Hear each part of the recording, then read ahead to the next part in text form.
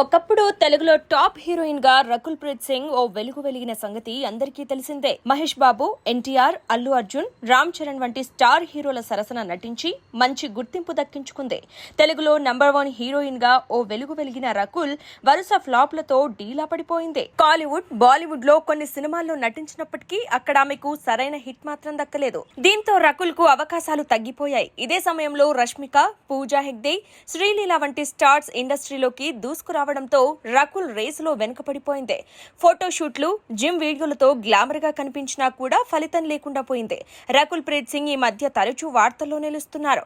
ముఖ్యంగా పెళ్లి తర్వాత ఆమె సోషల్ మీడియాలో ఎక్కువగా కనిపిస్తున్నారు. ఇక రకుల్ వ్యక్తిగత జీవితానికి వస్తే జాకీ భగ్నాని అనే వ్యక్తితో రకుల్ ప్రేమాయణం సాగించింది. 2 ఏళ్లు డేటింగ్ చేసిన వీరిద్దరూ గతేడాది ఫిబ్రవరి 21న పెళ్లి చేసుకుని ఒకటయ్యారు. గోవాలో అతి తక్కువ మంది సన్నిహితుల మధ్య రకుల్ తన ప్రియుడిని పెళ్లి చేసుకుంది.